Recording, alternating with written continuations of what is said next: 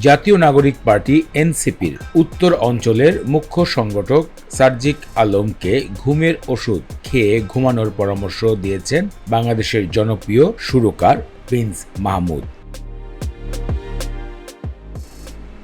এক ফেসবুক পোস্টে রবিবার দুপুরে তিনি এই পরামর্শ দেন। ধারণা করা হচ্ছে পঞ্চগড়ে এক বক্তব্যের কারণেই সার্জিক আলমকে পরামর্শ দিলেন সঙ্গীত জগতের আলোচিত তারকা প্রিন্স মাহমুদ।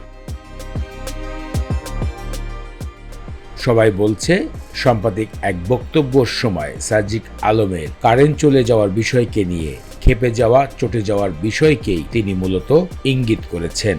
কারেন্ট চলে গেলে হঠাৎ করে ক্ষিপ্ত হয়ে কলিজা ছিঁড়ে রাস্তায় ফেলে রাখবো, এমন একটি মন্তব্য করেছিলেন সেই বক্তব্যের সময়। এই কারণে প্রিন্স মাহমুদ স্নেহ সার্জিককে পরামর্শ দিয়েছে তার ঘুম কম হচ্ছে, তাই তার ঘুমের জন্য ওষুধ খেয়ে ঘুমাতে হবে। সাম্প্রতিক এই বিষয়টি গণমাধ্যমে বেশ ভাইরাল হয়ে উঠেছে।